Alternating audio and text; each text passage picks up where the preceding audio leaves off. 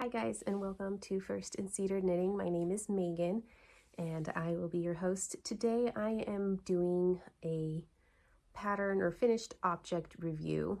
So there are some patterns in here that are going to be reviewed, and they are all of my summer tops, and we're going to go through all of the ones that I have and talk about the yarn that they're made out of, what the content is, the weight of the yarn, and which ones are the ones that I've worn the most as we start getting into, or are maybe already in full swing of doing some summer knitting. I just wanted to share my experience and which of my summer tops I actually wear the most. So I have 7 summer tops. 2 of them have been finished for more than a year, so I've worn them a couple of summers. One of them was a work in progress that I had for quite a few years, and this is the first summer that I've actually worn it. And then 4 projects are ones that have just been recently finished and I am going to wear for the first time this season, but based off of what I've knit in the past and what I have, I can already kind of get an idea of which ones I am going to wear the most going into the hot summer. So it's still springtime. It is currently the beginning of June and it is starting to get hot and humid here. If this is your first time coming or listening in on the episodes, I am currently an American living in Japan. Still seems kind of crazy to say it. We are here with the Army and we've been here for a couple years and we're due to go back home later this fall. So last summer we were here. It is very hot. It is very humid because it is sort of a tropical climate. Now I grew up in a very hot but not humid climate. And then we have lived in Missouri, Washington, D.C. area, and Denver, Colorado area for the last few years as an adult since I've been married and have been having babies and all of that stuff. So this is definitely, other than like the year we spend in Texas, the most humid place I have ever lived. So that goes into account. That's taken into account quite a bit as I go through my summer knits. Of course, I'm talking about this summer as we get in what I think I might actually wear the most. Some of these I'm going to keep even if I don't think I'm going to wear them here, because next summer we will be back in the Denver area, and with it being a different kind of climate there, I might be able to give some of these a second chance and actually wear them more. So let's get going. As I go through, I'm going to try and mention the pattern that I knit this from, the yarn that I'm using, the weight of the yarn and what it's made of, and if I remember, which some of these I've had for quite a while, so I do not know what the cost is. If I find the cost, like if I go back through my email when I ordered it, the ones that I can remember, I'll add the cost like on the side or in the notes below. And then I'm going to just talk about whether or not I think I'm going to wear these, and hopefully I'll learn something going through this. So my first knit is one that I made last summer, wore it through one summer, and so I'm going from the thickest yarn down to the thinnest yarn in no particular order in between. I just kind of figured that that would be the best way to go through it. So we're starting with the thickest yarn summer top that I own, and that's a DK weight top. So we're starting, the thickest I have is DK weight. I don't have anything thicker that I would consider a summer top. So the first one is this summer top, and the pattern that this one is based off of is the Ankers Sweater My Size by PetitKnit. So this is not the tee or the top. This is actually the sweater, so it's the DK weight. And the only thing that I didn't do is I didn't do the 1x1 rib between each of these sections, I just did a regular stockinette and then did the increase rate that she gives in the pattern along with the short rows. I made a sweater, an actual sweater of the Ankers, my size, and I really liked it. So then I tried to make it a summer tee out of it, and then I just, you know, did short sleeves, about 1 inch, and then maybe 2 to 3 rows of ribbing so it wouldn't curl. And I'll insert some footage of me wearing it. So yeah, so the pattern is based off of, or it's a modification of the Ankers tee. The yarn that I used, like I said, it's a DK weight yarn, and this is a yarn that I got here in Japan. And you're going to see this one come up again in the fingering weight version, but this is the DK weight version, and it's linen, cotton, and Ramie, R-A-M-I-E. I've talked about this yarn in my current podcasts, which I'll put a little doodad there if you want to go and see it, and I show the label. So yeah, so this is a mostly linen and then cotton and then a little bit of wool in it. It is very soft to the touch. I have another top that is 100% linen. I remember knitting that one. It hurt my hands quite a bit. This one doesn't hurt my hands as much. I like the fit of it. It is loose, it is drapey. The linen in it gives it a very nice drape. I do believe per 50 grams, the cost of this was about 700 yen, which where the yen rate is now is about $5. And it being short sleeved, I probably bought 3 or 4 of them. And if we kind of estimate, this top cost about $20 in materials. And this one, because it's the DK weight, is actually going to be the one that I'm going to rank the lowest on actual wearability. I remember wearing it a couple of times last summer and just sweating and feeling very hot and feeling like my skin couldn't breathe underneath it. Even though it has quite a bit of linen, it's still just a very thick gauge and a very thick fabric. Very drapey, you can see, but it's just too thick to wear. I didn't find myself reaching for it in the winter as just a regular shirt to wear under a jacket. So I do like the fit of it. So I'll keep it.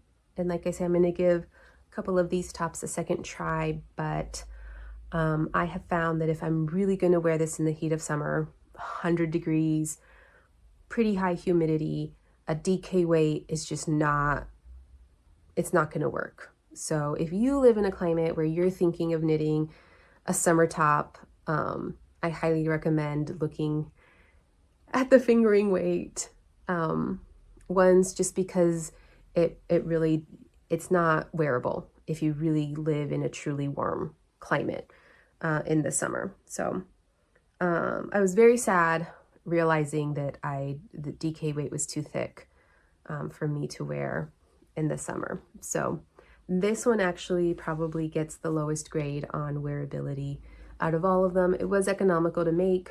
It didn't take very long because of the DK weight. I think it's like 20 stitches per 4 inches. So a fun knit, but definitely not something to really consider as a summer top. But like I said, I didn't reach for it much in the fall or winter, but I'm gonna maybe try and keep it more at the forefront this next fall as it gets cooler, and see if it's something that I find myself reaching for when it is cold, but I just maybe don't need a sweater just yet. So not a summer top, but maybe just a regular short sleeve top. All right, and the next one I'm going to talk about is one that I just recently finished. And I actually talk about this in a previous episode as well. And this is a raglan construction, just a nice scoop neck. I'll put videos or photos of it here. And this one is I think it's 60% cotton, 40% wool, or backwards. It might be 60% wool, 40% cotton. And this, technically based off of the yardage, I would probably consider this a sport weight. So that's why it's next on the list. It is very soft. But yeah, so let's go in order. First of all, the pattern. This is a self-drafted raglan pattern where I take the circumference that I want to do of the neck, figure out my stitches and percentages for what I need to do on the sleeves and what I do on the neck, how many stitches I'm going to add, and then how many stitches I add on here, and then I do my raglan increases until I get the stitch count that I want at the body to make sure it fits, and at the sleeve, and that this is deep enough. If I get enough stitches to fit size-wise and I'm not at my yoke depth, then I just stop increasing and I do just a purl where I would have done an increase to kind of keep that like pattern going. I can keep going in the yoke depth. I don't mind a deep yoke because it pulls the sweater out of your armpit, which is really nice when you're doing a summer one. I sort of already talked about the yarn, but like I said, it's what I would consider a sport weight, and I think it's 60% wool and 40% cotton. The cost on this one is similar to, no, it's a little bit more. So it's about 1,000 yen per 50 grams, and 1,000 yen would be about $750 US. And I do believe, I'm gonna look and see if I can see how many times I attached, and I've got like ends. I think I used 3 balls of it. So $21, $22 cost of the yarn. This one I have worn. This is the first season I've had it. I have worn it a couple of times earlier in the spring. I am wondering, I need to wear it again, and I'm wondering if maybe it might have gotten just a little too warm to wear this much wool. If I'm inside in the air conditioning, I'm perfectly fine, but right now, living that mom life, I am inside, but I am outside quite a bit with my kids as they play in the park. So this one might be, again, one of those tops that I just kind of keep. I can wear inside, but in the true heat of summer, this is going to be too warm to wear. And I haven't gone through a full heat season with it yet, but based off of other shirts as we go through and the DK weight one, I can kind of tell that this one in true summer heat is going to be too warm. So not as warm as the first one, and I can definitely wear it further into the spring and probably earlier in the fall by itself, but not a true summer top. So yeah, it's just a beautiful brown, and I really do feel it brings out my skin tone quite a bit, and I do like it. I might need to try and find some color like this in a lace or light fingering weight one. I'm just going to go ahead and not pause the video in between and go on to this one. This one is a couple of years old, and it is 100%, well, first let's talk about the pattern. This is the Flax Light by Tincan Knits with some modifications. And the way I can tell that, because it is a raglan, that it is the flax is because I didn't do short rows in it. So you can't really tell where the front, which is the front or the back, because there's no short rows.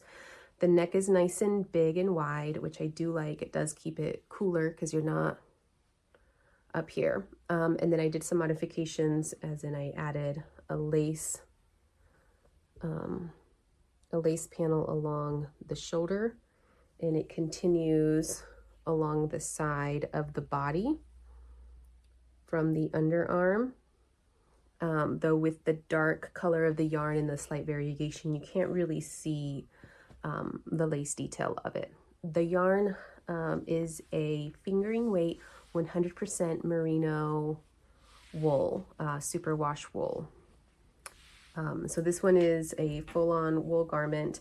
I kind of wish that I had some more of this yarn, because I do like the fit of this. I just wish it was an actual sweater, because that's how warm it is. Like wool, I love it. I love making sweaters out of it. It's very warm. And I wish it was a full-length sweater. I didn't really wear it Last summer I wore it 1 or 2 times and it was too hot to wear it. I think in like June it was too hot. I didn't even try in July and August. So I might look through my stash and see if I have any more of this yarn, and then unravel this and maybe continue on with the sleeve to make this a full-on sweater. But yeah, we'll see. So this one, again, fingering weight, full 100% wool. It is too warm for being a full summer garment. We're about halfway through, and I do want to just say that I'm realizing that the yarn content makes a big difference on whether or not it is a top that you can actually wear in the summer. So if you're living your life mostly air conditioned, all of these that I've mentioned would probably work fine to wear inside, maybe with a tank top underneath, that if you're transitioning from being inside to being outside for quite a while, you could take the sweater top off and just wear your tank top in the outside heat. So yeah, I'm excited to keep going. The next one I have is also one that I just completed this spring, and it is also 100% wool. This one is a fingering weight, and the brand is Avec Anna. It is a French brand. I actually ordered this in the States before we came to Japan, and I ordered it from Wool and Honey, which is a yarn shop based in, I believe, Michigan. And so I ordered my yarn from them. They had a really nice selection. I had seen her yarn online, really liked it, wanted to try it out. From what I can figure out and what it looks like, because I haven't actually seen, or it's been a while since I've seen the Knitting for Olive, it seems very similar, and it might be milled a similar place. So kind of skipped, I went yarn and then pattern. So let's talk about the pattern. This is also just a self-drafted raglan. The neck stitch count is slightly different from the brown one because of the stitch gauge is a little bit different, but it's the same thing, figuring out, and I actually think I made the neckline on this one tiny bit bigger, and then did my percentages for the sleeves, the back, the front here, and then the cast on at the end. And as with the blue one, I did the same lace motif, which you can actually see on this one really well. On the sleeve,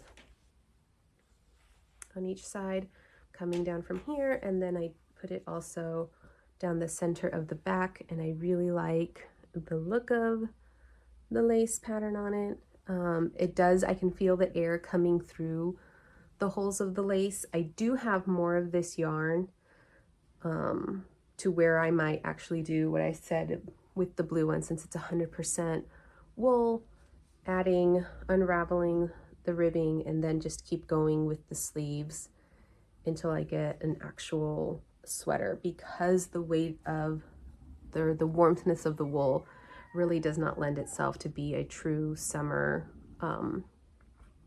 garment. So this one might go in the to be fixed kind of a pile and add the remainder of the sleeves. Another 100% wool, I think this is 75 and then 25% nylon, is this pink top that I made. I didn't talk about cost on the last two. The blue one, I believe I used 2 skeins, and each skein was probably $12. I think it was just a Hobby Lobby 100% wool yarn. And then the orange one, I think it was $10 per 50 gram skein, and I used 4 50 gram skeins to 200. I didn't go into my 5th, and I had a little left over of the 4th. Yeah, so 4 skeins at $10 each. So that one, the gold one, is actually the most expensive one at this point. And like I said, I have a whole skein, 50 gram skein left. So the likelihood of sleeves getting added to that one is pretty high. So stay tuned and see what happens. So yeah, this one, I do not have any more yarn to be able to add to the sleeves. It is a 100% wool 75% wool, 25% nylon. This was actually gifted to me in an exchange with a friend. I made her a sweater. She's a crocheter, so I knit her a sweater, and she was dyeing yarn at the time, and she gave me 2 skeins in exchange for knitting her daughter a sweater. So we did that little exchange, and then this is the back with the V details, and then the extra long ribbing at the bottom, which I actually really like because it kind of brings in the sweater. So yeah, the cost on this one's kind of hard to figure out. The pattern, again, this is the Flax Light without the short rows, and just the raglan that goes with that. I need to really go through and trim up all of my ends because they keep popping out of the sleeves. Yeah, and naturally dyed, you can see where I changed skeins. And there's that one. So as of now, none of these, and this is the sort of summer one, I can give it a sort of rating. None of them have been cool enough to be true summer tops. Live and learn. I made 1, 2, 3, 4, 5 of them in fingering weight, 100% wool or heavier weight, and they are not summer projects. And so I've seen a lot of people talk about summer tees, and they're going all the way up to a worsted weight. And in my opinion, I just think that that is too warm to wear during a true summer. It might be an early winter, not true winter season, but like at the end of fall into winter, you might be able to wear a worsted weight. But where I'm living, a true summer one, just these aren't going to cut it. They're going to be too warm. And that's not just me guessing, that's me knowing from the last couple of summers trying to wear one and just sweating and being way too warm and regretting, and sometimes even coming all the way back home from where I was to change into a lighter weight shirt. So yeah. All right, and my last 2 are ones that I can truly say are summer garments because I have actually worn one of these, and I'm based off of that one, I can tell that I'm probably going to be able to wear the second one that I just finished. Haven't even talked about it on the blog yet, in the actual heat of summer. And I am talking about my teal colored one. This one I've had in my wardrobe for a few years now. And this one is probably made it around 2020. So this one's at least 4 years old. It is very soft, and it is 100% linen. When I first knit this up, it was very stiff, very hard on my hands. I remember my hands hurting after working with this. And I think none of the big yarn makers were even carrying linen at the time that I made this. I actually ordered this. This linen is for weaving, and I held it double because it was such a thin weight of it. I ordered it off of Etsy, and it came supposedly from Lithuania. So it's a Lithuanian linen, and it was marketed for weaving. Since then, you can find a lot of linen blends and a lot of 100% linen and even silk top yarns to do it. But at the time when I made this 4 or 5 years ago, they did not have that. So this one is 100% linen. As I've worn it and washed it every so often, because it does get dirty, I need to wash it again. I've got a little bit of slime. I have children, so I've got a little bit of slime stain on it. The pattern for this one is my same custom raglan, self-drafted, with a nice wide neckline. The raglan's coming down, almost no, there's no sleeve. I just go straight into ribbing after separating for the sleeves.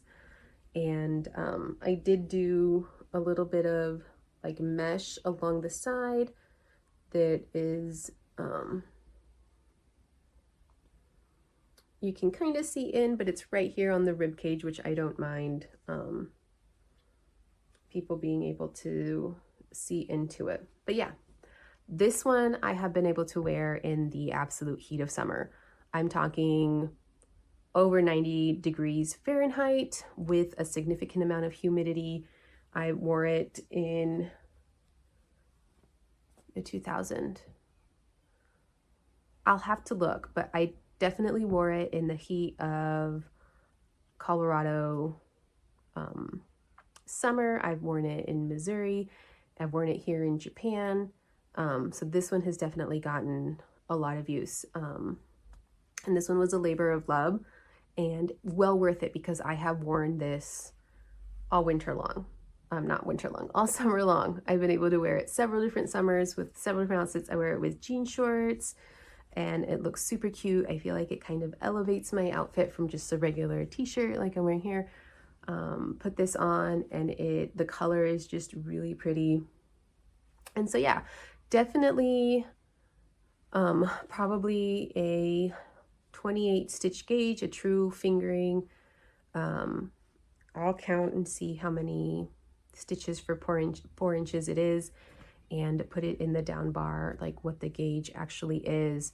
It probably took me a long time to make. I have no idea what the cost on this is because it's been so long since I've made it, but totally worth it. The pain in the hands and everything, because this is definitely one that I have worn a lot. And I would definitely make again in a different color. A lighter color would be really exciting. I know the idea of a 28 stitch per 4 inches or 10 centimeters just seems like a lot, but it is well worth it in the end to get a garment, a summer garment that you can actually wear. And then my last one, the pattern is the Ankers Tee by PetitKnit. This one does have the ribbing along. The first one was the same pattern, but in the DK weight. And this one is the fingering version of it. And the yarn I am using is the same as the first one, but it is actually the fingering weight one. And it is mostly linen. I'll put everything down the down bar. Mostly linen, some cotton, and a tiny bit of wool. It is very soft. It is I just finished this one and it's already softer than this one, and I think the cotton and the little bit of wool that's in there makes that difference. This one I know will continue to get softer and softer and softer the more I wear it. This one should stay just as soft, or if not softer. And again, you can see the gauge on this one just being absolutely tiny. This one took me 2 summers to complete. I started it last summer, made it through the yoke, made it through probably 2 inches of the body, and then just lost steam on it because it was on such tiny needles. I think it was like a US 1.5 or a US 1 for the body. Like it felt like, I mean, it's the only other thing that I've done at this tight of a gauge have been socks. And I don't even think it's been that, like I am a loose knitter for socks with that small circumference. So I actually think this is a tighter gauge than I've even made for any of the socks. I'm not a big sock knitter, so take that with a grain of salt. But yeah, I have tried this on. I haven't really worn it outside yet because I literally just finished it and it just finished blocking, and I am quite excited to wear it. I'm a little bit nervous about the neckline being too high up and not allowing breathability across at my neck. And it doesn't have short rows, so it'll probably come up quite a bit, but the drape on this one is very similar to the drape on this one. So the cost of this, I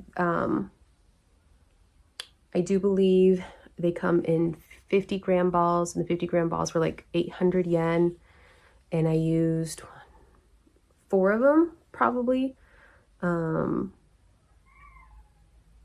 So about $5, so about $20 for this one, and 2 years worth of working on it, and plus the cost of the pattern. So I don't know if I'll knit this specific one again, just because it doesn't have the short rows, and I do think the neck's going to be a bit tight. But I think I was overzealous, and I did buy and I should have more of this yarn, enough left over to knit a raglan, like I myself drafted raglan, or follow the stitch count to this one and make one in a lighter color. So out of the 7 summer tops that I'm going to pause, I'm going to start a new one to help. Okay, so to sum it all up, out of the 7 summer tops that I have, really truly only 2 of them are ones that I will be able to wear this summer in the hot heat.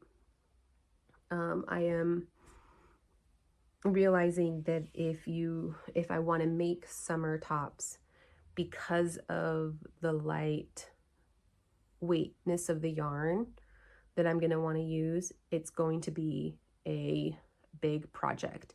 Not because it's big or it's got sleeves or it's really big on my body, but because of the labor intensiveness of the project. And that's what these 2 were, with their gauge being as small as it is. And I feel like that's what you kind of got to do. Now, as far as like future plans and how that influences it, I do have a tank top on the go in black in this same yarn, but it's a thicker gauge. I think it's 2 needle sizes bigger. I haven't finished that one. I'm working on the straps, so I'm really close to being done. It was knit from the bottom up.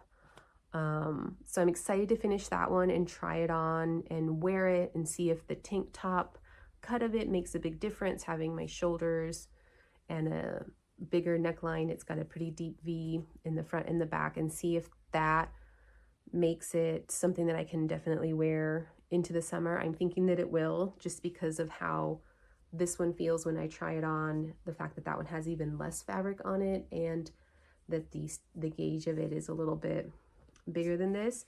And then I also just cast on for a drop shoulder tee in an orange color of this same yarn with a slightly bigger gauge than this one, but not quite as big as the black tank top. The black tank top, I'm actually a little bit worried that it will be see-through in some areas, but I do have black sports bras that I can wear under it, so I'm not super worried about that. So this is how finishing all of these and trying to wear them in the summer has influenced my knitting. I'm realistic about the fact that it's going to take me a long time to finish a summer knit, because it is very labor intensive because of the gauge. I know some people live in climates in which they can wear a sport or a DK weight yarn, whether that be partial cotton, linen, or a little bit of wool in there. But I have found that, like, in the climate that I'm in right now and I'm going to be in this summer, I'm not going to be able to wear the first 5 that I talked about. I really only have 2 summer knit tops, 2 more hopefully coming this season, and that's probably it. By the time I finish the black tank top and the orange drop shoulder t-shirt that I'm working on, summer will probably be close to being done, mostly because I'm also knitting on some other stuff, so it takes me a little while to get through, and I don't want to pressure myself. I don't want to pressure myself to try and finish in time.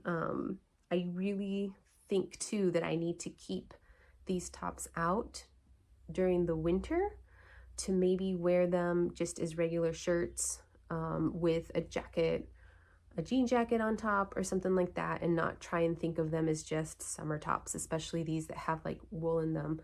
Also think of them as something that I can wear in the winter and then wear a coat or a cardigan on top. So that's kind of where I come down to, where I'm rethinking all of my summer knitting plans. So I hope this was helpful for you as you are out there making decisions about your own knitting. In the end, these are just my opinions and my experience that I'm basing these on. Of course, everyone's entitled to their opinions, and I'm excited to hear what you guys have to say. If you guys are in a climate that allows for significantly thick knitted tops in the summer, that's amazing. I'm so, like, it's so nice, like you get to wear your knits more throughout the year. I just know that in the climate that I'm currently in, and then I'm going back to, it just gets too hot to wear those in June, July, and August. So yeah, it's interesting looking back on it. I think I've learned, and I can now hopefully make better decisions on my summer knits. And I hope this was helpful to you. If it is, definitely hit the thumbs up video if you liked it, if you learned anything from this, and definitely subscribe to my channel. I put out regular podcasts every week to every other week, just depending on how much progress I've made on stuff. If I haven't made progress, I'm not going to come in and bug you and say I didn't make progress on anything. And then I put out these bonus episodes fairly often as I am, getting started, and I feel like I have a lot to say about my knitting and my experience. And I'm very grateful that you're here and that you came along. This was actually really good. I think I've learned something myself, kind of talking through all of these finished items with you. So until next time, happy knitting. I hope you have a great day. I'll talk to you later. Bye.